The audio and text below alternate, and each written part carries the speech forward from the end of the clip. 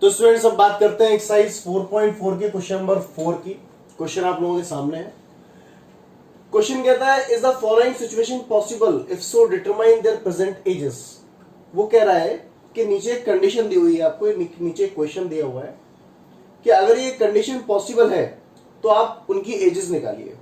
देखते हैं क्वेश्चन या कंडीशन क्या दी है उन्होंने। कंडीशन है the sum of ages of two friend is 20 years. बोलता है कि दो दोस्तों की उम्र का अगर प्लस किया जाए तो वो 20 साल होता है।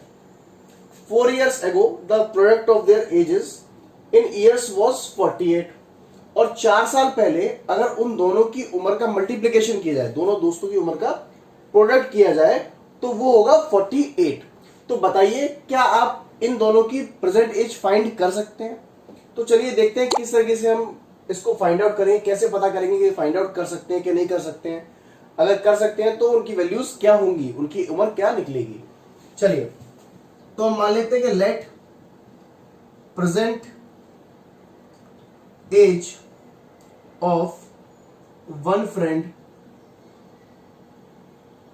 B x years. हम मान लेते हैं कि एक दोस्त की जो उम्र है वो एक्स ईयर्स है, एक्स साल का। जो एक दोस्त है वो एक्स साल का है।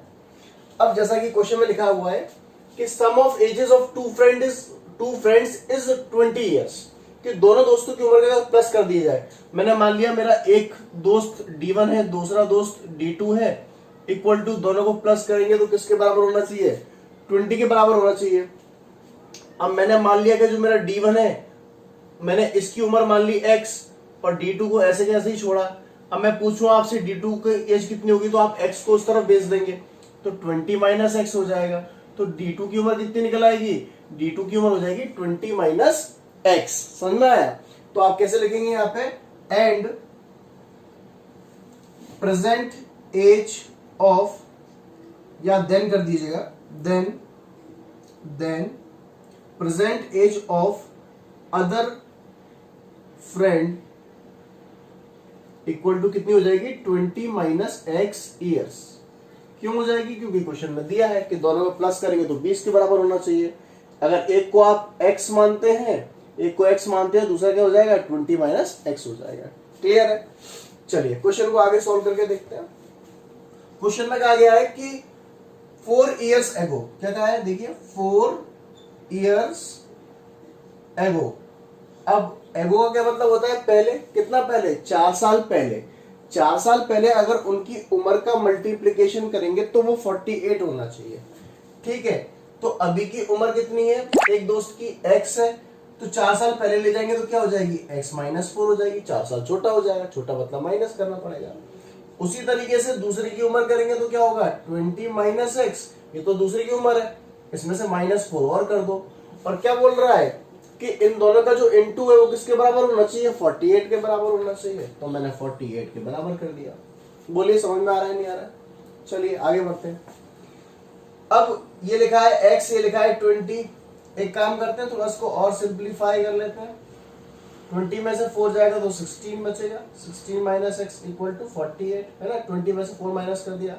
अब x का मल्टीप्लाई 16 में होगा तो 16x, इस x का मल्टीप्लाई इस x में होगा तो x स्क्वायर, इस 4 का मल्टीप्लाई 16 में होगा तो 64, इसका मल्टीप्लाई इसमें होगा तो 4x इक्वल टू 48। क्लियर है? कोई डाउट? चलिए अब देखिए, इसको अरेंज कर लीजिए। सबसे पहले क्या होना चाहिए आपके पास, है ना? सबसे पहले आपको एक्स स्क्वायर होना चाहिए, है ना? तो एक्स स्क्वायर आपने लिख लिया, क्योंकि माइनस का है तो माइनस का एक्स स्क्वायर लिख लिया। फिर ये 16x और ये 4x है, कितना हो जाएगा? 20x हो जाएगा, है ना? ये लिखा है 64 माइनस का, तो माइनस का 64 लिखा रहने दीजिए। 48 को इस तरफ ले आइए तो 48 प्लस का इस तरफ आगे किसका हो जाएगा? माइनस का। ये माइनस का एक्स स्क्वायर है प्लस 20x अपनी जगह पे है। माइनस माइनस प्लस होता है तो 8 और 4 12 हो गया, 6 और 4 10 हो जाएगा, 10 और 11 हो जाएगा। तो आपका फाइनली आ जाएगा ये 112, अगर इन दोनों का प्लस कर देंगे तो। अब क्या करें? अब ये जो माइनस लिखा है एक्स स्क्वायर, आपको माइनस ऐसा हटाना पड़ेगा। माइनस हटाने के लिए मल्टीप्लाई कर दीजिए। दोनों तरफ, जैसे दोनों तरफ मल्टीप्लाई करेंगे तो ये माइनस का है तो प्लस का हो जाएगा, ये प्लस का है तो माइनस का हो जाएगा, और ये किसका हो जाएगा, प्लस का हो जाएगा, है ना। कैसे आया ये, multiply by minus on both side. अब माइनस का मल्टीप्लाई जीरो में करेंगे तो कोई फर्क नहीं पड़ेगा। अब आपके पास एक क्वाड्रेटिक इक्वेशन आ गई है ना। अब आप चाहे तो उसमें मिड टर्म लगा सकते हैं, कोई भी मेथड इसमें लगा के एक्स की वैल्यू निकाल सकते हैं। लेकिन चूंकि क्वेश्चन में बोला गया है कि पता करिए कि ये क्वेश्चन पॉसिबल है या नहीं है, कि एक्स की वैल्यू पहले निकल सकती है कि नहीं निकल सकती, पहले आपको ये चेक करना है। तो जब भी बात आती है कि हमको चेक करना है, मतलब हमको ये पता करना होता है कि रूट्स रियल है कि नहीं, है ना। ये तो मतलब हुआ इस चीज का। अगर रूट्स रियल नहीं होंगे, नॉट रियल रूट्स होगा, तो फिर आगे फाइंड करने की जरूरत ही नहीं है, मतलब आगे एक्स की वैल्यू निकलेगी ही नहीं, है ना। तो पहले हम, और उस चीज को पता करने के लिए क्या करते हैं हम, उस चीज को पता करने के लिए हम डी निकालते हैं।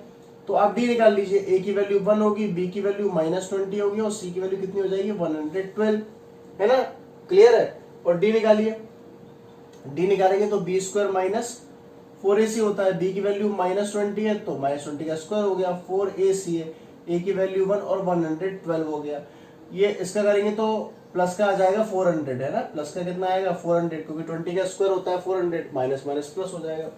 4 2 जा 8, 4 1 जा 4, 4 1 जा 4, ये बचेगा माइनस का 48। देखिए वैल्यू जो डी की सॉल्व कर रहे हैं तो कितनी आ रही है, माइनस का 48 आ रहा है। डी की वैल्यू कितनी आ रही है, माइनस का 48 आ रहा है। मतलब डी जो आ रहा है वो जीरो से क्या है, छोटा है। इसका मतलब क्या बोलेंगे, नो रियल रूट्स।